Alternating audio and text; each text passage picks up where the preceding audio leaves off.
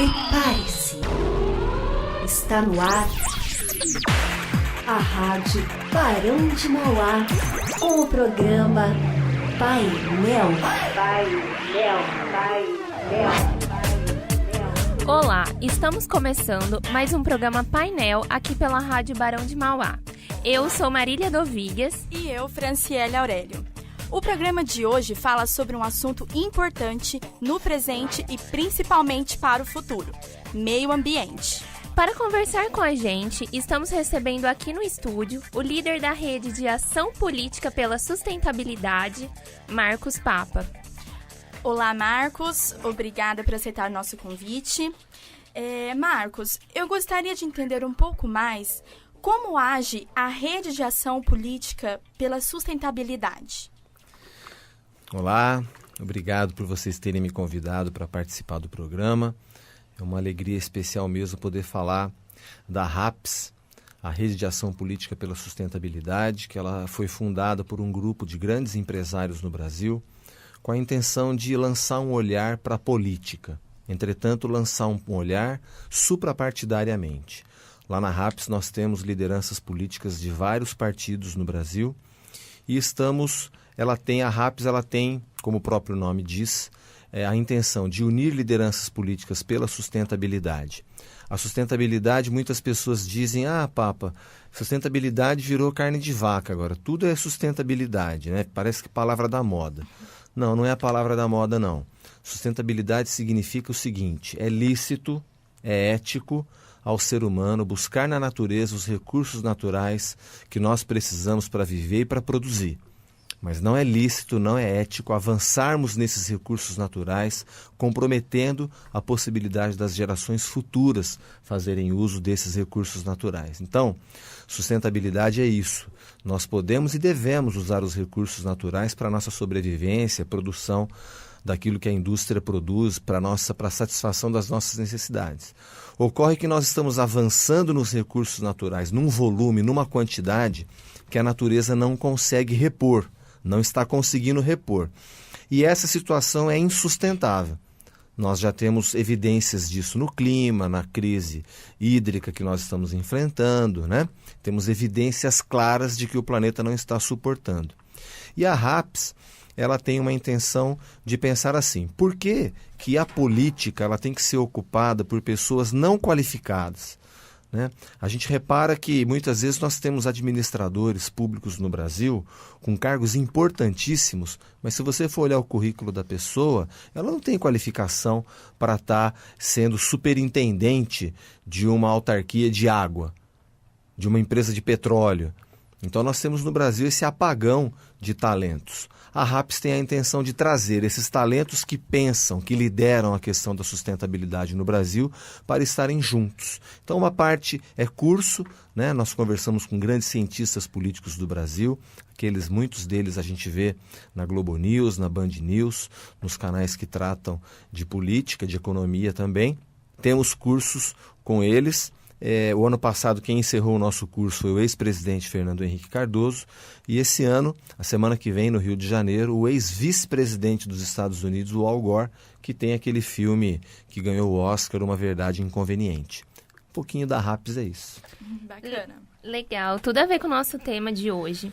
Marcos, estamos em dia de muita poluição aqui em Ribeirão Preto, esse cenário não é diferente. Você acredita que isso acontece pela falta de conscientização das pessoas? Em parte. As pessoas, a sociedade tem uma parte de responsabilidade, mas nós vivemos no Brasil hoje um drama horroroso. O governo federal vem incentivando a compra de automóvel e retirando o dinheiro do transporte coletivo. Como assim? Nós tínhamos na composição do preço da gasolina uma taxa que se chama CID. Ela oscilava em torno de 8%. O que significa a CID? A CID tanto ela regula a oscilação do preço da gasolina, do diesel, por força da oscilação do barril do petróleo no mercado internacional. Então, se oscila um pouco para mais, um pouco para menos, a CID, esses 8%, ela tem a função de regular, de amortecer essa essa oscilação de preço dos mercados.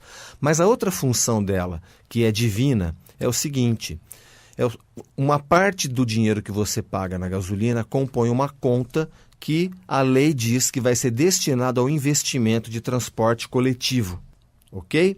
Fica para um outro dia explicar, o governo não vem conseguindo controlar a inflação. O que ele fez? Para tentar controlar a inflação, ele zerou a CID. A hora que o governo zera a CID, o que ele está fazendo? Ele está incentivando as pessoas a usarem gasolina, que é um combustível fóssil. Então ele incentiva o uso de combustível fóssil através da gasolina e ele reduz o IPI dos automóveis. Muito bem, o que está acontecendo? Nos últimos 10 anos, para vocês terem uma ideia, o Brasil dobrou a frota de automóveis. Quer dizer, tudo que a gente tinha de carro nas ruas até 2004, hoje dobrou. Então, esses automóveis, principalmente movidos a gasolina, porque o governo vem incentivando o uso de gasolina, eles vêm jogando na atmosfera toneladas de dióxido de carbono, de monóxido de carbono, que nós não temos condição de suportar. Então, tem esse problema que é grave, é uma novidade, né, dos últimos 10 anos para cá. É muito grave porque a gente aqui na cidade não tem como se defender, é uma política federal, né? Mas tem a questão também da população poder ajudar. De que forma? Nós tocamos no assunto das queimadas. As queimadas, elas são produzidas por usinas, né? Depois a gente vai falar dessa lei. Mas também por pessoas que põem fogo em terreno, né? A pessoa não vai carpir o terreno, chega essa época de seca, ela vai lá e toca fogo. O que aconteceu na Mata de Santa Teresa? Tá certo? A pessoa foi fazer um culto religioso, com todo respeito ao culto religioso da pessoa, mas foi um culto religioso que provocou o incêndio na Mata de Santa Teresa, que destruiu 45% da nossa mata. Erro da população, mas erro dos governos, né? O governo de São Paulo e a Prefeitura de Ribeirão Preto têm responsabilidade direta nisso, porque já existe aprovado um plano de manejo, ok? O que é um plano de manejo? É um plano, como o próprio nome diz, que tem um plano de como proteger essa floresta, como lidar com essa mata que é um remanescente da Mata Atlântica. Esse plano de manejo está sendo desobedecido pela Secretaria Estadual de Meio Ambiente e pela Secretaria Municipal de Meio Ambiente. Porque se tivesse uma proteção, uma guarda, as pessoas não fariam cultos religiosos ali na mata, e foi o que aconteceu. Então, existe uma responsabilidade pesada dos governos e existe responsabilidade também da população. Certo. Marcos, existe déficit de área verde aqui na cidade? Presta atenção, não existe déficit, mas existe uma péssima distribuição da arborização. Então, a Organização das Nações Unidas, a ONU, recomenda 25 metros quadrados de arborização por habitante. Ribeirão tem 40 a 42. Nossa, que ótimo, né? Mas a gente não percebe isso nas ruas. Por que a gente não percebe? Porque é muito mal distribuído. Então você tem alguns pulmões, algumas áreas verdes em Ribeirão Preto, que é Mata de Santa Teresa, Mata da USP e a Mata do Morro de São Bento, que se você fizer a média, passa dos 25 metros e chega a 42. Mas é a média. Você tem o centro da cidade muito mal arborizado. Você tem um bairro, Jardim Jandaia, que tem 1 metro quadrado de arborização por habitante. Então, a sensação térmica a temperatura nesses bairros, ela chega a ter quase 3% a mais do que um bairro que tem uma arborização melhor. Então, respondendo a tua pergunta, você tem sim uma vegetação que, na média, atende à recomendação da Organização Mundial da ONU. No caso aqui da Organização Mundial de Saúde. Mas você, como tem aqui em Ribeirão Preto uma péssima distribuição, então nós não temos uma arborização adequada. Uma luta minha é para que a Prefeitura tire do papel o Plano Diretor de Arborização Urbana. A nossa Secretaria do Meio Ambiente, através dos seus técnicos, fez um excelente plano diretor de arborização urbana. Só que a Prefeitura não tira do papel, falta vontade política. Antes das eleições, todo candidato fala que ama a natureza, que ama tudo, que precisamos de árvore, de água e tal. Mas quando assume, não tem vontade política, não tem disposição de levar adiante aquela promessa, a população é enganada e vai se desiludindo com a política. Mas não é para se desiludir com a política. A política é a arte de administrar para as pessoas. Tem que se desiludir com os políticos. Agora, só se desilude quem se iludiu. Então, a gente precisa aprender a se informar melhor. Ok. Em vez de verde, as pessoas estão vendo apenas as fuligens que diariamente tomam conta de seus quintais por conta das queimadas. Pois é, Fran. Porém, já existe uma lei contra isso na cidade. Vamos ouvir a matéria produzida por mim e pela Nanda Rodrigues e feita pela repórter Josi Silva. Em Ribeirão Preto, uma lei proíbe a queimada de cana desde julho. A fiscalização ficou a cargo da Secretaria Municipal do Meio Ambiente, que está autorizada a celebrar convênios com a CETESB e a Polícia Ambiental. Para os que descumprirem a lei, a multa pode chegar até R$650 mil, valor que vai ser destinado para um fundo de proteção do meio ambiente. Essa lei é iniciativa do vereador Ricardo Silva, que nos conta o porquê de ter entrado com esse projeto e qual foi a motivação. O motivo de ter entrado com esse projeto de lei foi justamente a grande quantidade de queimadas que nós temos na região e também na cidade de Ribeirão Preto. Nós observamos sempre queimadas às margens das rodovias, o que prejudica muito a população, a saúde pública, os animais que morrem e a cidade como um todo com a sujeira causada pela fuligem. O vereador fala ainda dos resultados que vêm sendo obtidos com essa lei. Por exemplo, no mínimo 5 autuações que tive conhecimento já foram aplicadas a usinas, principalmente, que queimam a cana aqui em Ribeirão Preto. Tive conhecimento de multas já no valor de 66 mil. Ainda não tivemos reincidência, que a multa vai para 250 mil, ultrapassando mais de R$500 mil na terceira aplicação dessa multa. O resultado, num primeiro momento, ele é no bolso de quem comete essa situação irregular. Num segundo momento, a lei ela tem um caráter educativo, de mostrar aos usineiros ou aquela pessoa também que tem uma pequena parcela de terra, que não precisa queimar a cana para ter o seu lucro. O empresário, ele tem uma função social muito grande desde que não queime cana.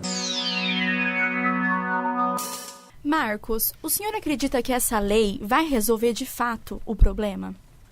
Acredito sim.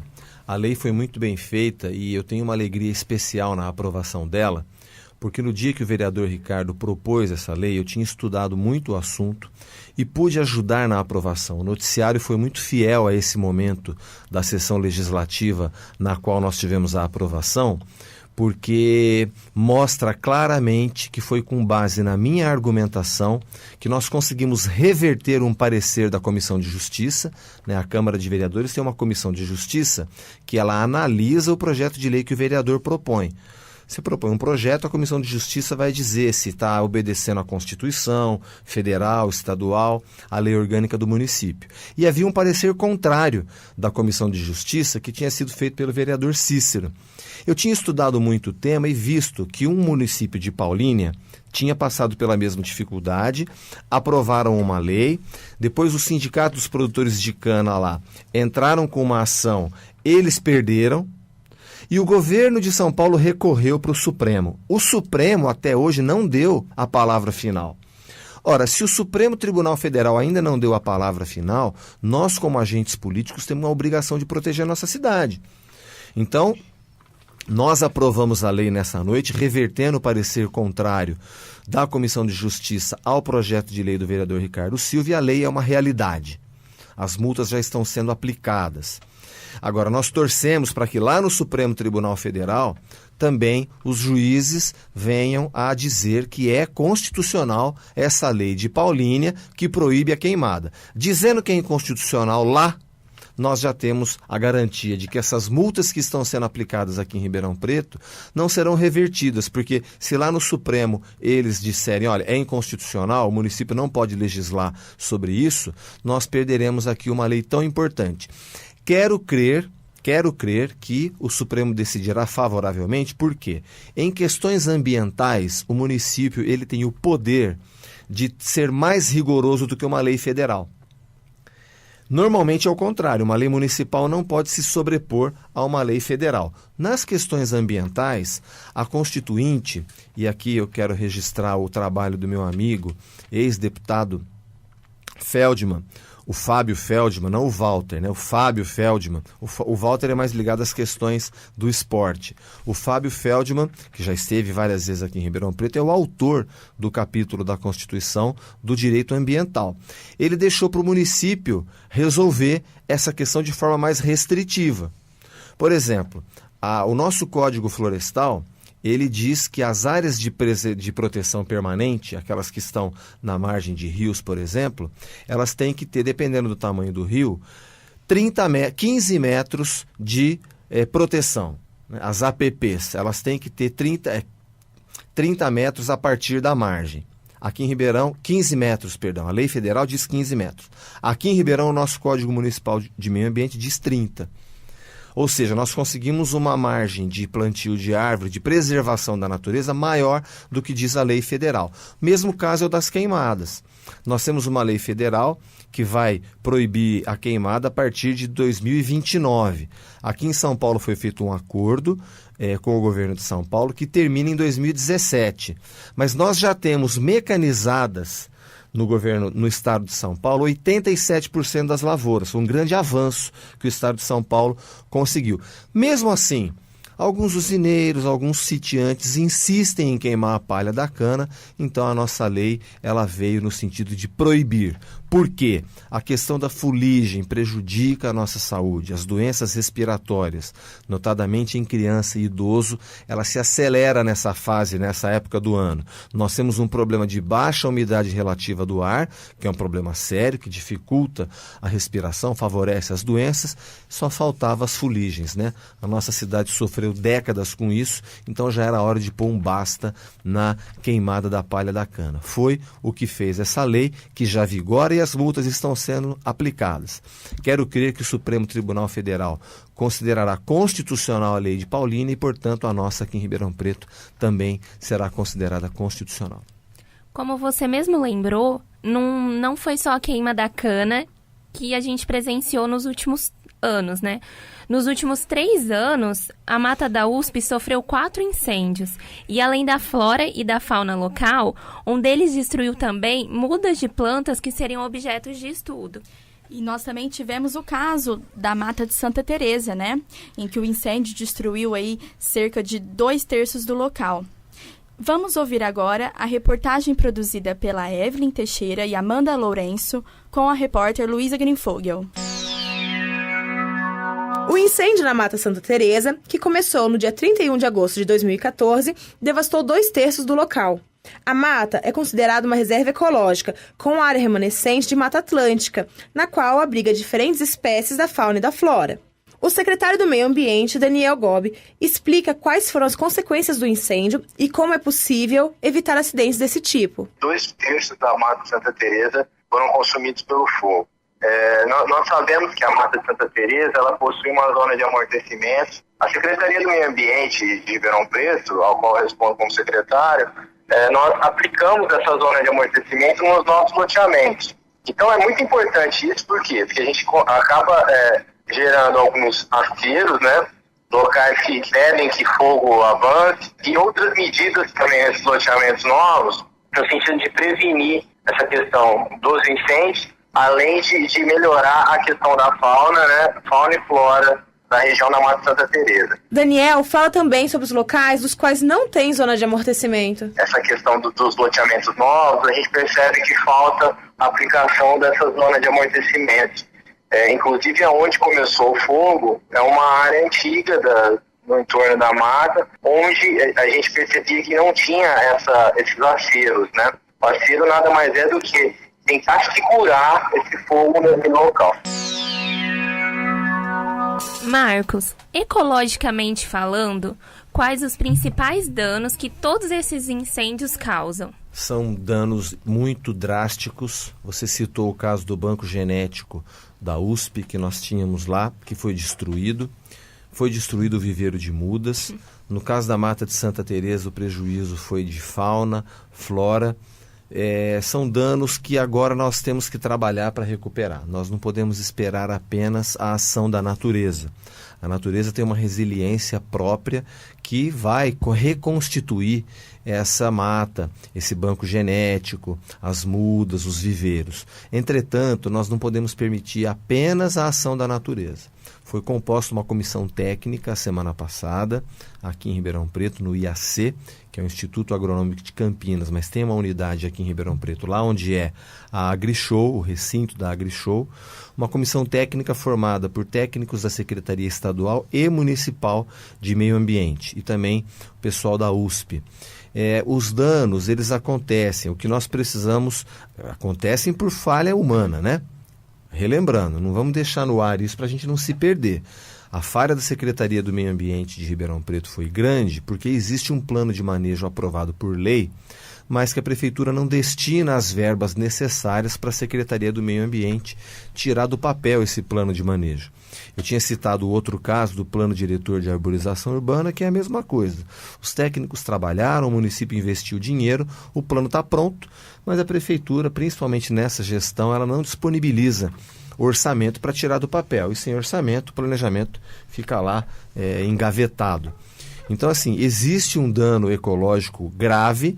O município sente isso, porque, como eu disse, a Mata de Santa Teresa é um dos pulmões mais importantes da nossa cidade, a USP também. E nós tivemos, por conta de uma falta de cuidado, de uma falta de planejamento do poder público, os incêndios. Não adianta ficar pondo a culpa na natureza, porque não chove, porque nós estamos vivendo uma crise hídrica. É verdade. Mas o administrador, ele precisa se preparar, ele precisa planejar, ele precisa estressar todas as possibilidades que possam acontecer e agir preventivamente. Então, era uma fatalidade, era uma notícia feita, já que a Mata de Santa Teresa viria um dia a sofrer o que sofreu, não fosse feita uma intervenção como o plano de manejo manda. Né? Os aceiros que o secretário fala têm razão, mas por que não foi feito? Né? A poda daquelas trepadeiras, daqueles parasitas que sobem nas árvores, que a gente vê, às vezes a gente acha bonito porque parece uma floresta, bonito nada, aquilo é praga, aquilo é parasita que está infestando a mata e que não foi feito uma poda daquilo ali. Foi aquilo que com a seca alastrou o fogo com uma velocidade tremenda. Outra coisa, o bombeiro fala que apagou o incêndio, depois o incêndio voltava. O bombeiro fez o papel dele. Mas a Secretaria Estadual de Meio Ambiente deveria ter técnicos ali para saber o seguinte: olha, tudo bem, o fogo foi apagado, mas dentro do tronco as brasas continuam. Né? Porque os bombeiros falavam assim, nossa, a gente apagava o incêndio, de madrugada voltava. Claro, porque o tronco racha, a ventania vem, espalha uma cinza, espalha uma fagulha, que vai cair num outro ponto da floresta e o fogo começava outra vez. Gente, eu não sou obrigado a saber disso, vocês não são, mas os técnicos são. E o governador, a prefeita, tem a obrigação de disponibilizar os técnicos para proteger esse patrimônio ecológico que diz respeito à nossa qualidade de vida. Senão o mundo vai ficando como está ficando e aí a gente não sabe a responsabilidade de quem é.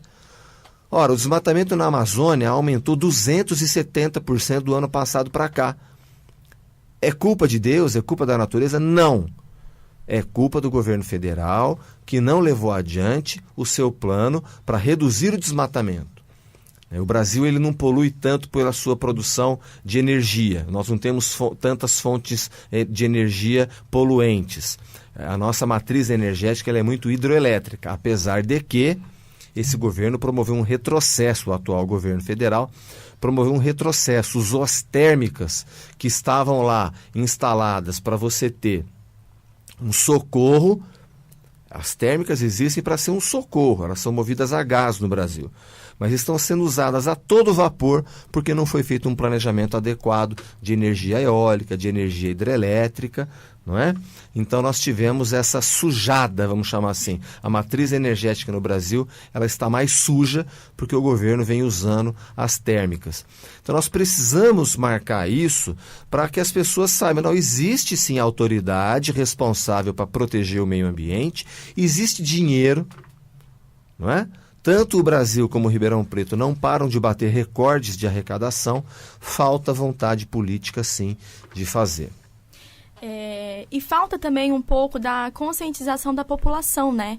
Porque uma simples bituca de cigarro neste tempo seco pode aí ser fatal, né? Para uma mata, Com toda razão, com toda razão. Existe sim uma falta de conscientização. Por isso que a questão da sustentabilidade, ela parte inicialmente do indivíduo, né? Nós temos que ter uma vida sustentável. A preocupação com o tempo do nosso banho, a preocupação se tem torneira com pinga-pinga na nossa casa, se a válvula de descarga não está com aquele vazamentinho, que aí a hora que faz as contas vai dar quase 100 litros numa noite, né? A pessoa que joga bituca de cigarro, tá certo? A pessoa que põe fogo no seu quintal, no terreno que está lá, o mato cresceu, ele vai lá, taca fogo no terreno, porque senão a prefeitura vai passar de lá e vai multar. Né? No caso da lei que você cita, aqui em Ribeirão Preto, que nós aprovamos e que a prefeita sancionou, ela também pode receber a fiscalização, da fiscalização geral, que é um departamento da prefeitura. Ela pode atuar junto com a Secretaria Municipal de Meio Ambiente, junto com a CETESB e Polícia Florestal, como vocês disseram. Então, os problemas ambientais, tem problema de falta de conscientização? Tem. A questão do fogo, a questão da economia com água, a questão da economia de energia elétrica, tudo isso faz com que a nossa vida seja sustentável, com que a gente use menos os recursos naturais. Usando menos os recursos naturais, a natureza agradece e nos devolve com mais qualidade de vida. Aliás, né, Marcos, não só a bituca. O que temos presenciado diariamente é um verdadeiro lixo em nossas ruas. Lixo, muito bom. É um assunto que tem tudo a ver com sustentabilidade, com o qual eu me debrucei o ano passado inteiro para barrar uma concorrência do lixo que vinha para Ribeirão Preto. A prefeitura, infelizmente, fez um edital de licitação viciado, que favorecia um grande grupo econômico, que é de fora de Ribeirão Preto, mas atua em Ribeirão Preto agora. E conjuntamente com a sociedade civil, às vezes as pessoas falam, mas a população não participa. Acho que depende muito de quem chama. Eu chamei a população o ano passado, nós estudamos o edital da concorrência do lixo e esse edital foi suspenso pela Justiça. Para vocês terem uma ideia, os desembargadores do Tribunal de Justiça de São Paulo, por unanimidade, aceitaram 8 dos meus 11 argumentos e a concorrência foi cancelada. Por que é importante nesse momento? O Senado brasileiro demorou 18 anos para apoiar a Política Nacional de Resíduos Sólidos. Se fosse o salário deles mesmos, demoraria 18 minutos. Mas como é a questão do lixo nas cidades, demoraram 18 anos. Muito bem. Só que essa lei já existe. O município agora é obrigado a fazer. A Prefeitura de Ribeirão Preto, além de fazer um edital mal feito, dirigido a um grande grupo econômico, não tinha feito um diagnóstico das necessidades do lixo da cidade. Para você ter uma ideia, em alguns pontos do edital, a Prefeitura cita que ela, entre aspas, os dados desse edital são meramente ilustrativos. Como assim? A Prefeitura faz um edital para contratar uma licitação bilionária de 4 bilhões por 30 anos e diz que os dados que o empresário vai ter que se basear para disputar a licitação são meramente ilustrativos, quer dizer, fugindo à própria responsabilidade. Puxa vida, se você está contratando um serviço e não especifica muito bem no contrato aquilo que você quer, como é que você vai cobrar o vencedor amanhã? Um exemplo simples, você contrata um pintor para sua casa, você fala, olha, eu quero pintar dessa cor, tantas paredes, aqui, assim, está tudo no contrato. Não está no contrato, você vai exigir da pessoa, ele vai falar assim, olha, não está no contrato, eu vou fazer o que está no contrato. Né? Então, nem isso a gente tinha. Agora, está errado a população que joga lixo na rua? Está errado. Muito errado. Agora, eu te pergunto, o caso do lixo da construção civil, está devidamente regulado em Ribeirão Preto? Não está. Né? Não existe uma regulamentação, a prefeitura não fomenta o licenciamento de novas áreas. A construção civil em Ribeirão Preto é muito pujante. E olha um número que vocês não vão acreditar. 80% do lixo da construção civil, do resíduo, né, da construção civil gerada na nossa cidade, é uma média idêntica à média nacional. 80% do resíduo da construção civil são gerados pelo pequeno gerador. Aquele que faz uma reforminha em casa, que faz uma calçada, que derruba uma parede, 80%. Se a prefeitura não licencia novas áreas, né, de maneira ambientalmente correta, onde que a pessoa vai tacar o lixo? Ela joga na praça, ela deixa no meio da rua, ela joga num terreno, ela joga numa margem de rio. Então existe uma responsabilidade grave do poder municipal, que não licencia de maneira correta as áreas onde podia ser feito esse despejo, e existe uma falta de consciência da pessoa que joga o sofá na rua, da pessoa que joga lixo pela janela.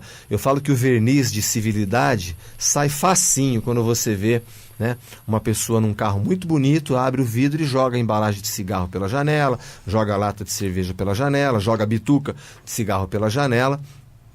Eu fico inconformado com isso, às vezes paro, vou lá, falo para a pessoa, olha, caiu do seu carro isso daqui, né? Para ver se cria um constrangimento também. É só o verniz de civilizado, né? A pessoa está muito bem vestida, num carro bonito, mas taca lixo pela janela, que amanhã vai entupir a boca de lobo, que vai causar inundação. Então tem sim a questão da conscientização que o lixo tem que ser devidamente tratado. Eu concordo com vocês. E como você mesmo lembrou, quando chove, esse entulho vai todo pro bueiro. Aliás, tá faltando chuva, né? E na casa de muita gente, as torneiras têm ficado secas por alguns períodos do dia. Para saber mais sobre o assunto, vamos ouvir a matéria produzida por mim e pela Tamires Boglô, com a repórter Karen Fabiani. Problemas na rede de distribuição de água em Ribeirão Preto têm causado a interrupção no abastecimento em alguns bairros da cidade. A dona de casa, Ana Paula Oliveira, moradora do bairro Paulo Gomes Romeu, diz o quanto a falta de água afeta a rotina dela. É ruim porque a gente tem criança pequena, né? E a gente tem que fazer comida, tem que fazer as coisas de casa, dar banho na criança, lavar o uniforme, junta poeira também, né? A gente tem que fazer comida. Aí isso prejudica bastante, porque sem água não dá, né? Ana Paula comenta que na maioria dos casos, os moradores não são avisados que o abastecimento será interrompido. Ela também afirma que essa interrupção é frequente. Bom, os dias que acaba a água, todo sábado, é certeza. Acaba lá por torno umas 8h30, 9 horas, só volta 10h30, 11 horas da noite. E teve esses tempos atrás também que faltou numa sexta, no sábado, e voltou só no domingo de tarde. Tem vezes que acaba durante a semana assim também, eles nem avisam a gente isso é ruim, porque se fosse avisado, até que ia, né? Porque a gente já tá sabendo. Procurado, o DAERP informou que a falta de água nos bairros é pontual e que instalou recentemente 2 bombas no poço artesiano do Jardim Paiva, com a função de levar água para a parte alta do bairro. O órgão afirma que a normalização do abastecimento vai ocorrer de forma gradativa no bairro e na região. Marcos, há uma previsão de que em 2015, 55% das cidades brasileiras sofram com a falta de água. Você atribui essa falta a quê? A mau uso, falta de chuva ou a falta de um planejamento hídrico? É evidente que a gravidade da situação, ela mais uma vez, eu tenho que colocar a responsabilidade nos administradores, né? Você vê o caso do DAERP em Ribeirão Preto. Existe um vício de alguns administradores, de alguns políticos, de nomear pessoas para cargos tão importantes e essa pessoa não tem um pingo de qualificação. Se você pegar, nos últimos 6 anos, o DAERP teve 5 superintendentes, agora é o 6º. Um superintendente por ano. Quer dizer, há um erro grave de indicação. Se você pegar o currículo dessas pessoas, nada indica que essa pessoa tem condições de gerir um órgão tão importante como o DAERP, que tem acesso ao aquífero Guarani, manancial de água subterrânea mineral que a natureza nos presenteou, nos premiou aqui em Ribeirão Preto. Então, para você ter uma ideia, o DAERP mostra no seu site oficial que ele desperdiça 40% da água que ele capta. Como pode uma coisa dessa? Eu surpreendo caminhões do DAERP andando na rua queimando óleo. Quer dizer, um órgão responsável pelo meio ambiente, responsável pela saúde, quer dizer, não faz uma vistoria nos próprios caminhões para ver qual que está queimando óleo, poluindo mais ou menos. Então existe um grande desperdício de água por parte do DAERP. Isso é notório, são vazamentos na cidade inteira que acabam provocando um desabastecimento também. Então quando a autoridade do DAERP fala, olha, é pontual, eu estou escutando isso no caso de Ribeirão Preto já faz 8 anos. Né? Nós não podemos admitir, nós como coletividade, precisamos tomar uma providência. Por isso que a gente tem que se informar, para que essas desculpas dessas autoridades que passam por esses órgãos tão importantes, eles vão empurrando com a barriga, dando desculpa e a cidade continua com esse problema, para que a gente não se deixe enganar. Né? Nós temos aqui no caso de São Paulo também, no estado de São Paulo, uma falta de planejamento sim. né? A crise hídrica está aí. Tem relação com o desmatamento da Amazônia? Sim, as pesquisas mostram isso, porque nós temos o que se chama de rios voadores, né? Toda a evaporação da região pantaneira, da região amazônica, forma um rio que vem pela atmosfera e provoca, que regula as chuvas aqui na região sudeste. Com tanto desmatamento, está havendo um desequilíbrio. E nós vamos assistir com cada vez mais frequência o que nós chamamos de extremos climáticos. Às vezes até chove a mesma quantidade, porém, o que era para chover em um mês, chove em 2 dias. Então, aqueles deslizamentos das encostas, aquelas inundações que não precisaria acontecer. A China também está enfrentando gravemente esse problema por conta de um crescimento econômico muito grande. Nós temos lá na China um fenômeno milenar que é o fenômeno das monções. É fenômeno milenar, mas nunca como aconteceu no ano retrasado, aquela inundação, aquela destruição que houve na China.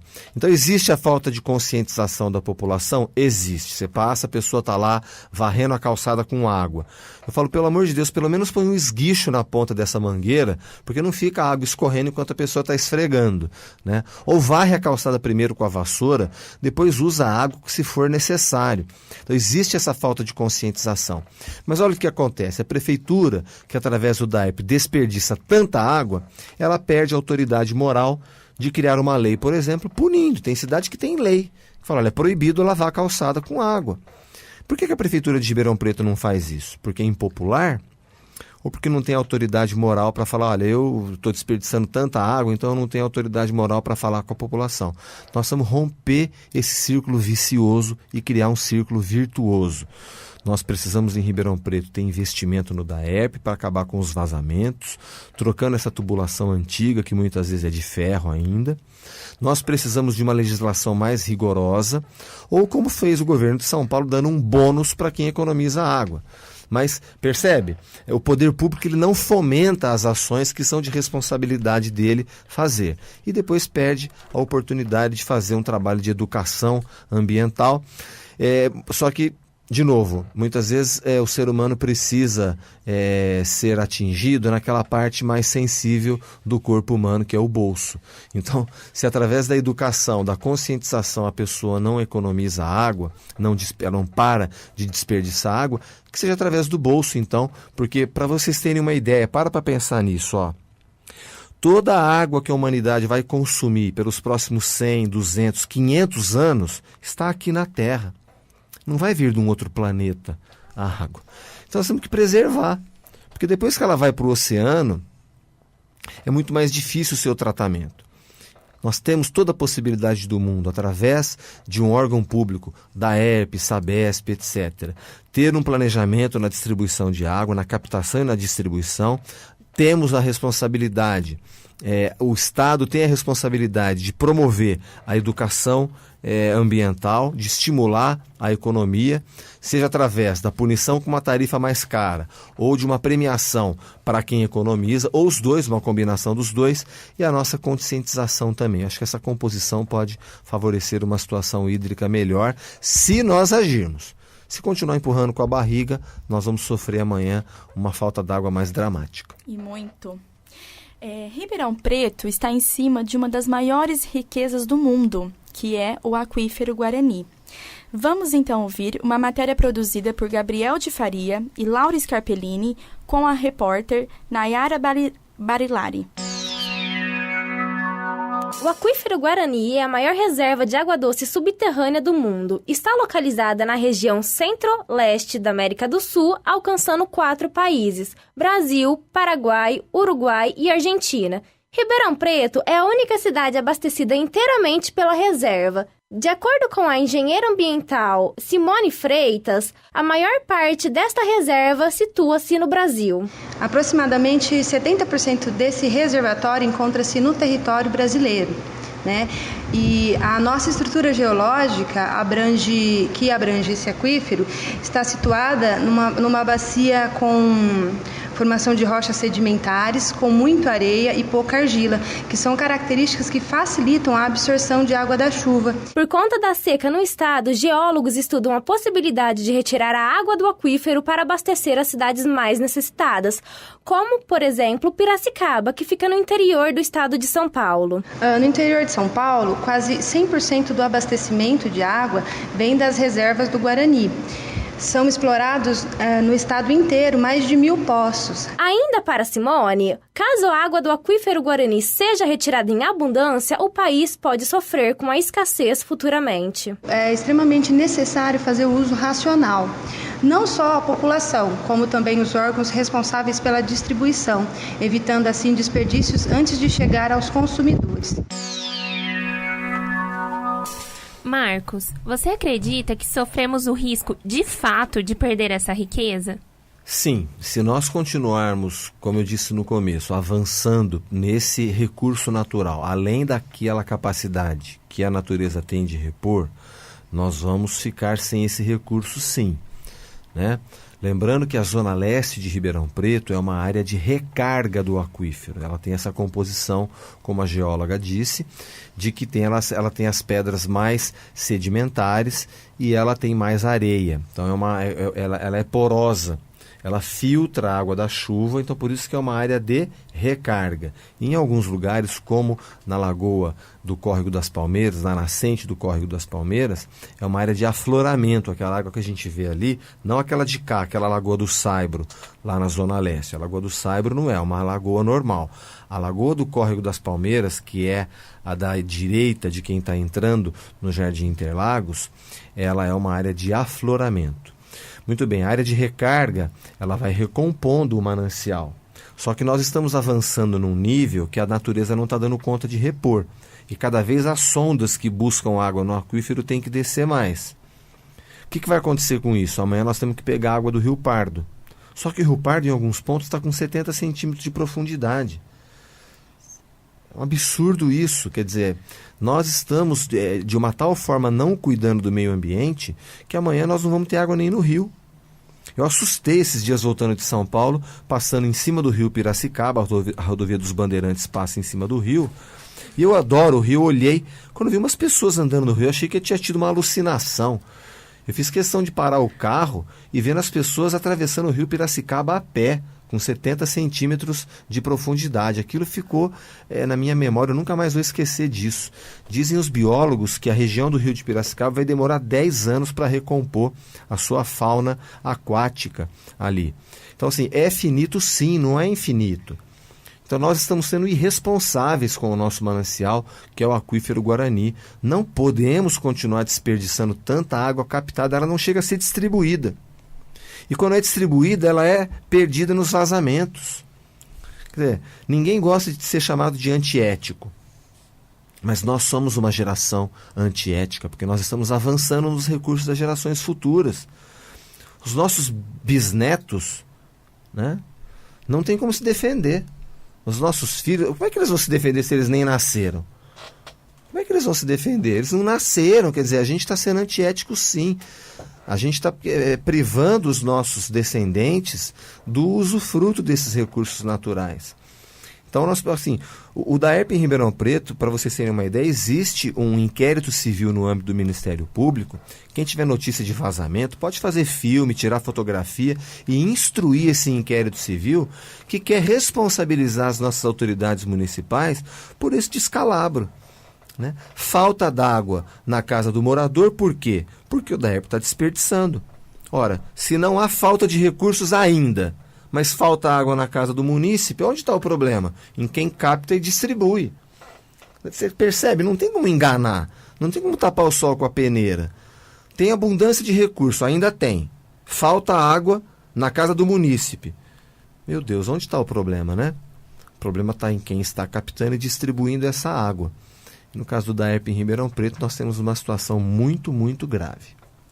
Marcos, nosso programa chegou ao fim. Eu agradeço pela sua participação e por ter conversado com a gente sobre esse assunto tão importante. São temas que eu adoro. Eu falo que Ribeirão Preto é uma cidade boa de se viver.